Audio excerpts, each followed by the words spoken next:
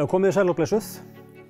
Við höldum áfram umfjöllun okkar kosningarnar, Alþingiskosningarnar 25. september og við tölum í þessum þætti eins og fyrstu tveimur þáttunum við 3 frambjóðendur. Fyrst í dag Bjarkey Olsen Gunnarsdóttir, hún skipar fyrsta sæti á lista VG í þessu kjördæmi. Velkomin. Takk. Norðausturkjördæmi. Þetta stórt kjördæmi, Bjarkey. Gríðarlega víðfeðmt og fjölbreytt. Akureyri náttúrulega langstærsti þéttbýlisstaðurinn. Ef við horfum svona svolítið yfir sviðið til að byrja með, hvernig finnst þér staðan svona almennt vera í kjördæminu? Sko, eins og þú segir, þá kjördæmi risastórt frá Siglufirði að Djúpavogi og hún ólík staðan á milli landshlutans, ef maður getur orðað þannig. Sumstaðar hún og víðast hún mjög góð, en við þekkjum það öll að það svona kannski það sem að kalla helst eftir og núna á minni yfirreið fjölbreytni í störfum en ekki síst að þá kalla minnisstæðinni sérstaklega eftir að það vanti húsnæði. Já. Til þess hreinlega að það sé hægt að bæta við, já, og já, bara bæta líka við fólki í þau störf sem að til meiri sér. Já, einmitt. Þannig að það eitthvað sem að... Á það meira við Austurland kannski en hér? Ég svona kannski norðausturhornið og austurfyrir, já. Mér hefur fundist að vera dálítið mikið það þar í mínum heimsóknum og ég heyri svona ákall að svona eins og Bríet eða einhvers konar húsnæðisúrræði á félagslegum grunni að þau þurfi líka að ná út fyrir stóru svæðin eins og Akureyri og svo sambærilegt í Reykjavík og svo framvegis eða stórhöfuðborgarsvæðinu. Þannig að þetta svona kannski það sem að brennur á fólki að húsnæði sé til staðar, bæði þannig að sé hægt að ráða fólki í þau störf sem nú þegar eru til, en svo líka til þess að geta laðað unga fólki heim aftur og það sé einhver svona raunverulegur markaður. En þetta á jákvætt vandamál. Sannarlega, þetta lúxusvandamál ef maður getur orðað þannig. Ég segi það, ef unga fólki vill koma eftir nám og setja stað, jafnvel á litlum stöðum. Já. Það er kannski ekki mjög mikið atvinnuframboð. Nei, en það leið kemur það auðvitað líka í samtölum mínu við fólk á þessum svæðum að það kallar auðvitað eftir því að hið opinbera gangi fram með góðu fordæmi og bæði flytji störf og sé með störf án staðsetningar það sé raunverulegt. Það styðji við alls konar klasamyndanir sem við þekkjum nú þegar á nokkrum stöðum, Húsavík sem dæmi og víðar kjördæmið og ég held að það sé eitthvað sem að bæði, COVID hefur kennt okkur og ekki síst bara atvinnulífinu, bæði hinn opinbera auðvitað og einkageiranum, að margt hægt að vinna út land án þess að kosta miklu til, en hægt að búa til samfélag á einhverjum stöðum í einhvers konar klasaformi þar sem að ólíkir vinnustaðir koma saman og það getur orðið driffjörinn til þess að unga fólkið sjáu færi því að snúa heim. Þannig að þetta svona það sem að ég hef verið að heyra núna dálítið. Ef þú myndir festa hönd á því fyrir næsta kjörtímabil, næstu 4 ár, hvað stóra máli í þessu kjördæmi sem þarf að virkilega leggja kraft í?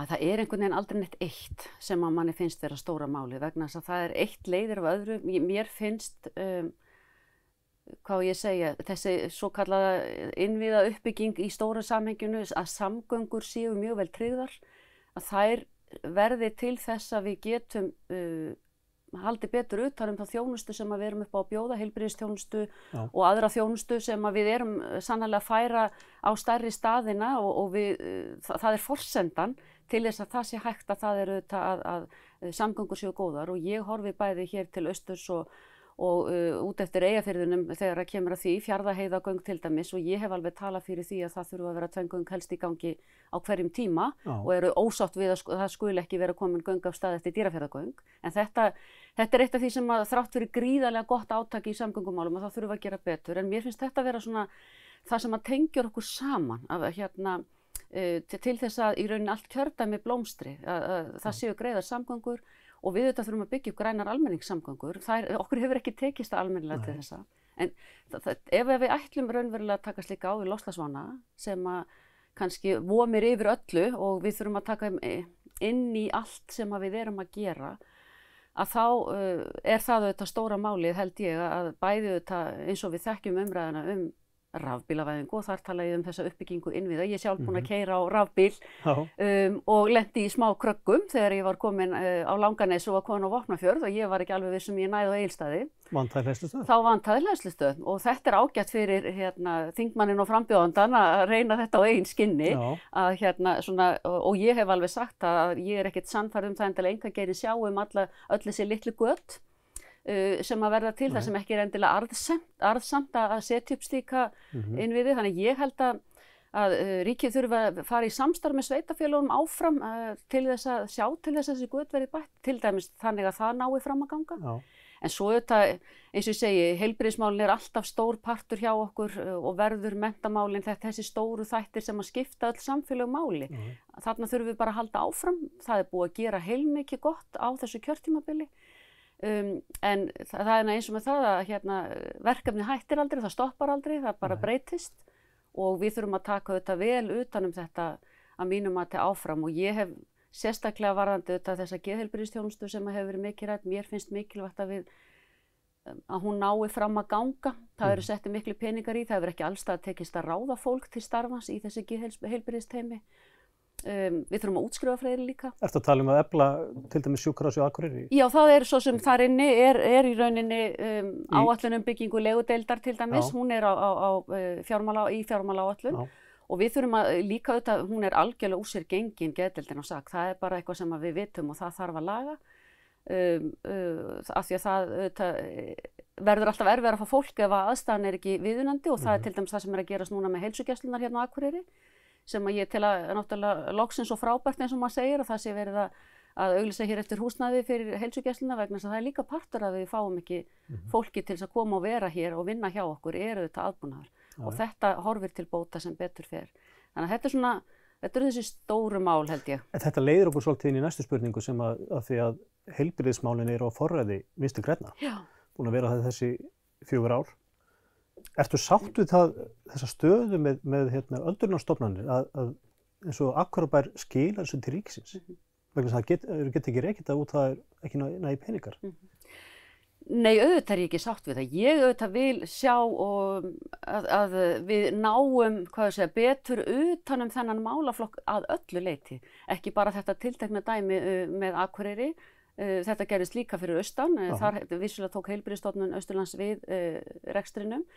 En þess vegna ég svo ánægð með þingi sem að haldi var daginn, það sem að var verið að fara yfir þessu öldrunarmál og Halldór Guðmundsson sem að hér hefur starfað hjá Akureyrarbæ hefur haldið utan þetta verkefni og hélt utan eða skilaði heilbrigðisráðherra skýrslu þessi mál, hvað við þyrftum kannski að breyta, alltaf tala þetta Akureyrarmódel og ég held að ég meina það óskar sér enginn endilega að vera á stofnun og við erum búin að fókusa alltaf mikið á uppbyggingu öldrunarheimila. Við þurfum að gera það einhverju leyti áfram en fyrst og síðast held ég að við þurfum að taka þetta dæmi eins og kannski má segja Selma sem að Reykjavíkurborg með og samningur við ríkið á milli Reykjavíkurborgar og ríkisins þessa fjölþættu þjónustu. Þá það ekki bara þessi hefðbundna heimaþjónusta sem við kannumst við þegar hjúkrunarfræðingur kemur og gefur lyfið eitthvað, heldur alls konar fólk að koma saman og hitta viðkomandi af því að færum að vera heima og þetta verður til þess að þurfa að stokka þetta upprunalega. Algjörlega, ég held að við verðum að útvíkka þetta þannig að okkur fjölgar svo hratt og erum auðvitað stór hópur að koma inn núna bara á afskaplega stuttum tíma sem að eins og sé við bara erum að fullorðnast þjóðin. Þannig að þess vegna held ég að við þurfum að víkka þetta með þessum hætti og mér líst allavega mjög vel á þessar hugmyndir sem að þarna eru og þetta sannarlega tilraunaverkefni hjá Reykjavíkurborg og ráðuneytinu. En ég að vonast þess að við getum útvíkkað þetta eitthvað jafnvel hér í kjördæminu með einhverjum hætti, fengið einhver svona prufusveitafélög líka hjá okkur af því að auðvitað þrátt fyrir að módelið, gamla Akureyrarmódel sé til að þá bara eru tíma líka breyttir og við þurfum að horfa aðeins lengra.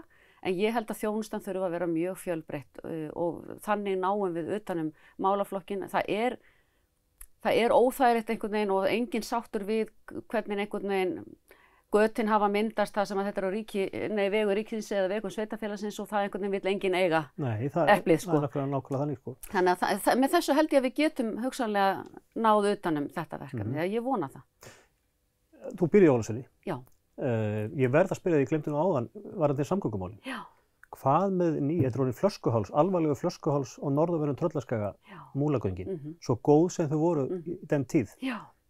Hvernig séu þetta fyrir þér? Já, ég hef sagt að þetta er náttúrulega algjörlega óásættanlegt. Ég er náttúrulega búin að tala mjög mikið fyrir þessu þingi og ég gerði það líka núna og ég var auðvitað pínlítið að ýta við ráðherranum og allt það. Ég hef meiri gerð svo gróf að segja við bara að taka lán fyrir gangnagerð því að það er framtíðarsparnaður. Og þá er ég ekki að tala bara um Múlagöng, af því við þurfum líka að horfa yfir til Fljóta. Það er náttúrulega jarðsíði sem við búum við sem enginn veit hvenær fer.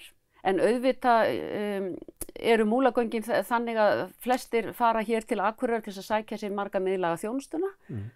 Þannig að ég held að það sé algjört lífsspursmál að byggja ný göng, af því ég held að þessi verði ekki tvöfölduð. Þannig að við þurfum að gera það. En ég ætla samt að segja það að Fjarðarheiðargöng eru næst á dagskrá, niður í Seyðisfjörð. Það er algjörlega ömurlegt ástand og skilyrði að þurfa að búa við það leið og fyrstu snjóa sést að þá einhvern veginn er bara orðið ófært og með auðvitað ferjuna þar og algjörlega, já ég styð það er bara finnst mér vera númer 1, 2 og 3 en eins og ég segi sko, svo má alveg velta því fyrir sér með framtíðarsparnaði hvort það er betra hreinlega að taka lán og vera með fleiri göng í bígerð í einu og þurfa þó ekkert endilega öll að vera á norðausturhorninu en þetta er eitthvað sem Færeyingar gera þetta, því skildum við ekki geta gert þetta, segi ég nú bara. Sumir veltaði fyrir sig hvort að Vinstri græn sé honum hægri græn í þessu stjórnarsamstarfi með Sjálfstæðisflokki og Framsóknarflokki. Þið viljið vera áfram í þessu samstarfi?